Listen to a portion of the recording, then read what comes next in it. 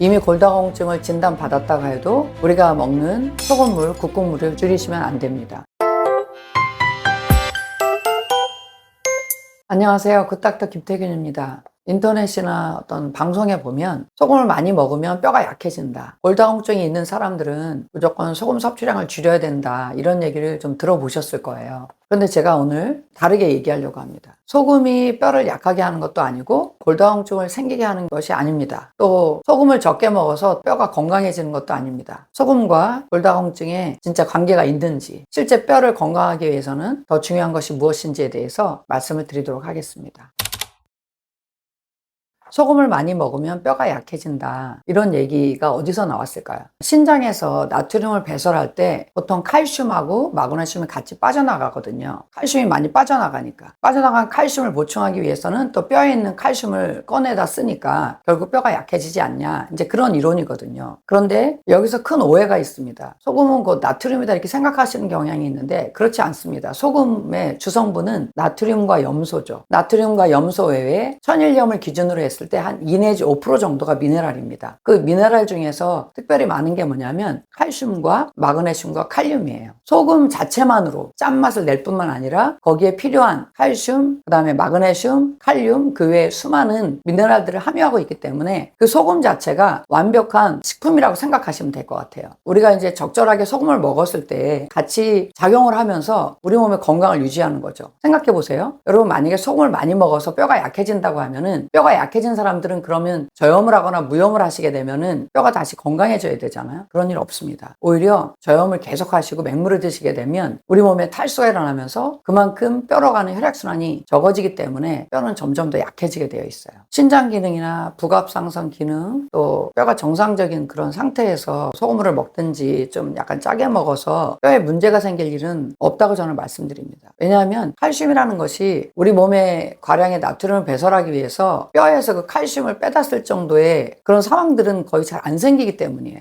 소금 자체에도 칼슘이 들어있고 이미 다른 걸 통해서 섭취된 그런 칼슘들과의 관계, 칼륨도 또 나트륨을 내보내는 작용을 하기 때문에 그 자체에서 해결이 될 수 있다. 이렇게 보는 겁니다.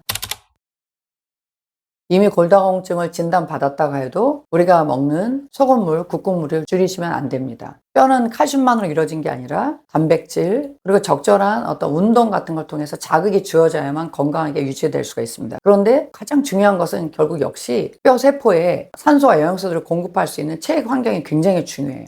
이 체액이 충분히 또 있어야만 산소와 영양소가 공급이 되고 뼈 세포들이 건강 유지가 될 수 있고 또 노폐물 배설을 도와주니까 건강 유지될 수가 있는 거죠. 뼈 건강도 단순히 칼슘이 아니라 간질액을 충분히 확보해 주는 게 너무 중요하다. 적당한 농도로 먹을 때 우리 몸은 건강을 유지하게 되어 있어요. 그러니까 양보다 중요한 건 계속 제가 농도라고 얘기하듯이 우리 몸에 적절한 농도의 소금 성분이 들어가게 되면 몸도 건강하지만 뼈 역시도 소금물로 인한 간질액이 충분히 확보되기 때문에 뼈에 산소와 영양소가 충분히 공급이 되고 건강해질 수 있는 거죠. 그래서 소금을 무슨 뭐 막 퍼먹는 게 아니잖아요. 우리 몸의 혈액순환을 도와주게 되고 뼈로 가는 혈액순환도 그만큼 좋아지니까 뼈도 건강해질 수 있다 이렇게 생각하시면 되겠습니다. 소금을 많이 먹게 되면은 결국은 뼈가 약해진다 이런 생각만 가지시고 국물 안 드시고 맹물 위주로 계속 물을 드시게 되면 결국 우리 몸에 탈수가 일어나면서 체액이 부족해지게 되고 체액이 부족해지면 결국 혈액순환이 잘 안 되게 되고요. 혈액순환이 잘 안 되면 근육도 역시 말라가겠죠. 기운이 없어지니까 움직임도 적어질 것이고요. 뼈에 가해지는 자극도 떨어지게 되겠죠. 이런 상태에서 칼슘을 아무리 먹는다고 한들 뼈가 건강해진다는 것은 불가능한 일이죠.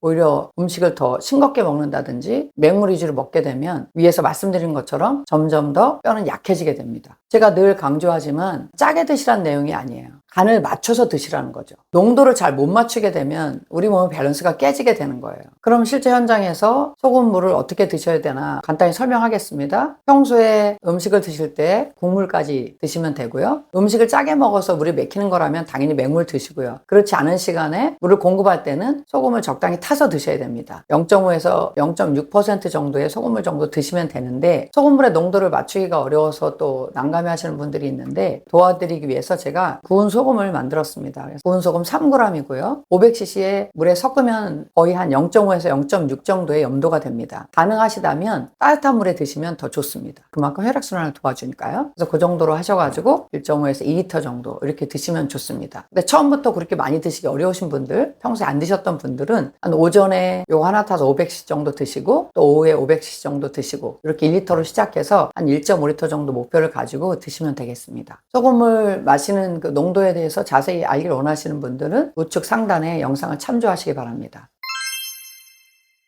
오늘 내용을 정리하겠습니다. 골다공증의 핵심은 소금을 얼마를 먹느냐에 있지 않습니다. 중요한 것은 뼈가 건강할 수 있는 환경이냐 이거죠. 몸의 환경을 잘 만들어줘야 되는데 그 환경의 가장 핵심은 우리 몸의 체액, 특별히 간질액이 충분히 있을 때 뼈도 건강하고 몸 전체도 건강할 수 있다. 이런 내용입니다. 평소에 북극물 즐겨 드시고 소금물을 적절한 농도로 타서 충분히 공급해 주시는 것, 이것이 뼈 건강에 중요한 방법이 되겠습니다. 오늘 내용이 도움이 되셨다면 구독과 좋아요 부탁드립니다.